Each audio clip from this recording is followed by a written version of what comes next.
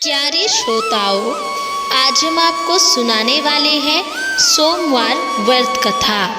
आज सोमवार का दिन है और सोमवार के दिन भगवान शिव का व्रत रखा जाता है, इसलिए आज हम आपको भगवान शिव की व्रत कथा सुनाने वाले हैं। कृपया इस कथा को ध्यान से सुने, बीच में ना छोड़े। बोलो भगवान शिव की जय हो, बोलो माता पार्वती की जय हो। एक नगर में एक सेठ रहता था और उसे धन ऐश्वर्य की कोई कमी नहीं थी, और फिर भी वह दुखी था क्योंकि उसके कोई पुत्र नहीं था।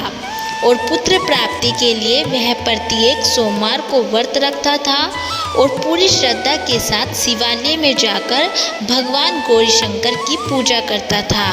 उसके भक्ति भाव से दयामयी पार्वती माता जी द्रवित हो गई और एक दिन अच्छा अवसर देखकर उन्होंने शंकर जी से विनती की कि हे स्वामी, यह नगर सेठ आपका परम भक्त है और नियमित रूप से आपका व्रत रखता है, और फिर भी पुत्र के अभाव से यह पीड़ित है। कृपया इसकी कामना पूरी कीजिए। दयालु पार्वती जी की ऐसी इच्छा को सुनकर भगवान शंकर ने कहा कि पार्वती, यह संसार कर्म भूमि है, इसमें जो जैसा कर्म करता है वैसा ही भरता है।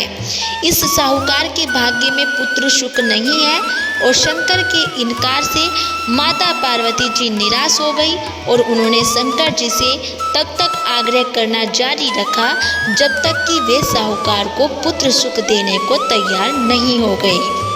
भगवान शंकर ने पार्वती माता से कहा कि तुम्हारी इच्छा है, इसलिए मैं इसे एक पुत्र प्रदान करता हूँ, लेकिन उसकी आयु केवल 12 वर्ष की ही होगी।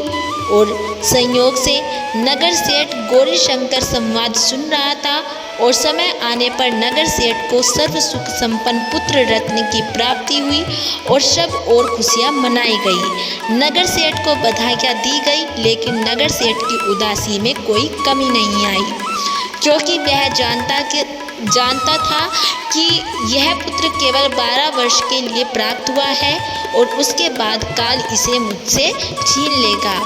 इतने पर भी सेठ ने सोमवार का व्रत और गौरीशंकर का पूजन हवन यथाविधि पहले की तरह ही जारी रखा।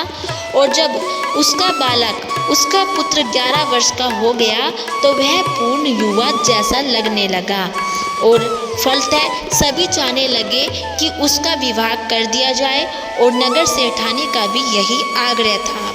किंतु नगर सेठ पुत्र के विवाह को तैयार नहीं हुआ और उसने अपने साले लड़के के मामा को बुलवाकर आदेश दिया कि वह पर्याप्त धन लेकर पुत्र सहित काशी के लिए कूच करे और रास्ते में भजन तथा दान दक्षिणा देता हुआ काशी पहुंचकर सर्व विद्या में पूर्ण बनाने का प्रयास करे। मामा भांजे काशी के लिए रवाना हुए और हर पड़ाव पर वे यज्ञ करते, ब्राह्मणों को भोजन कराते और दान दक्षिणा देकर दीनहीनों को संतुष्ट करते थे। और इसी प्रकार वह काशी की ओर बढ़ रहे थे कि एक नगर में उनका पड़ाव पड़ा, और उस दिन उस नगर के राजा की कन्या का विवाह था और बारात आ चुकी थी, किंतु वर पक्ष वाले भयभीत थे क्योंकि उनका वर एक आंख से काना था। उन्हें एक सुंदर युवक की आवश्यकता थी और गुप्तचरों से राजा को जब सेठ के पुत्र के रूप गुण की चर्चा का पता लगा तो उन्होंने विवाह के पूरा होने तक लड़का यदि दूल्हा बना रहेगा तो वे उन दोनों को बहुत ही धन देंगे और उनका एहसान भी मानेंगे। नगर सेठ का लड़का इस बात के लिए राजी हो गया और कन्या पक्ष के लोगों ने राजा की पुत्री के भाग्य की बहुत सराहना की कि उसे इतना सुंदर वर मिला। जब सेठ का पुत्र विदा होने लगा तो उसने राजा की पुत्री की चुनरी पर लिख दिया कि तुम्हारा विवाह मेरे साथ हुआ है और मैं राजा का लड़का न होकर नगर सेठ का पुत्र हूँ और विद्याध्ययन के लिए काशी जी जा रहा हूँ। राजा का लड़का तो काना है और राजा की लड़की ने अपनी चुनरी पर कुछ लिखा हुआ देखा तो उसे पढ़ा और विदा के समय काने लड़के के साथ जाने से इनकार कर दिया और फलतः राजा की बारात खाली हाथ लौट गई और नगर सेठ का पुत्र काशी जाकर पूरी श्रद्धा और भक्ति से विद्या अध्ययन में जुट गया और उसके मामा ने यज्ञ और दान पुण्य का काम जारी रखा। और जिस दिन लड़का पूरे 12 वर्ष का हो गया तो उस दिन भी और दिनों की तरह यज्ञादि हो रहे थे। तभी उसकी तबीयत खराब हुई और वह भवन के अंदर ही कमरे में जाकर लेट गया। और थोड़ी देर बाद मामा पूजन करने को उसे लेने आया तो उसे मरा देखा तो उसे अत्यंत ही दुख हुआ और वह बेहोश हो गया। और जब उसे होश आया तो उसने सोचा कि यदि मैं रोया चिल्लाया तो पूजन में विघ्न पड़ेगा और ब्राह्मण लोग भोजन त्याग कर चले जाएंगे। अतः उसने धैर्य धारण करके समस्त कार्य निपटाया। और उसके बाद जो उसने रोना शुरू किया तो उसे सुनकर सभी के हृदय विदीर्ण होने लगे।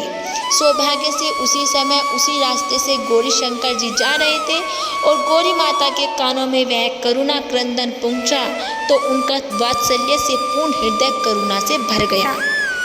और सही स्थिति का ज्ञान होने पर उन्होंने शंकर भगवान से आग्रह किया कि वे बालक को पुनः जीवन प्रदान कर दे।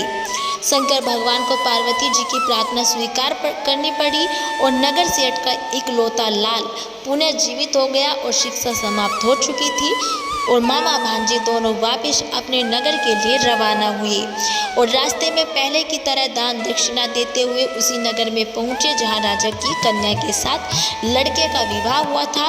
तो ससुर ने लड़के को पहचान लिया और अत्यंत आदर सत्कार के साथ उसे महल में ले गया और शुभ मुहूर्त निकालकर कन्या और जमाता को पूर्ण दहेज के साथ विदा किया।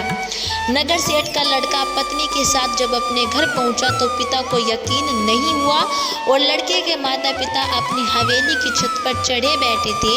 उनकी प्रतिज्ञा थी कि वहां से तभी उतरेंगे जब उनका लड़का स्वयं अपने हाथ से उन्हें नीचे उतारेगा, वरना ऊपर से ही छलांग लगाकर आत्महत्या कर लेंगे। और पुत्र अपनी पत्नी के साथ हवेली की छत पर गया और जाकर माँ बाप के सम्मान सहित चरण स्पर्श किए और पुत्र वधू को देखकर नगर सेठ और सेठानी को अत्यंत हर्ष हुआ और सबने मिलकर उत्सव बनाया। बोलो भगवान शिव की जय हो, बोलो माता पार्वती की जय हो। प्यारे भक्तों, ये थी सोमवार व्रत कथा। यदि आपको हमारी ये कथा अच्छी लगी हो तो प्लीज़ हमारी वीडियो को लाइक करें और चैनल को सब्सक्राइब करना ना भूलें।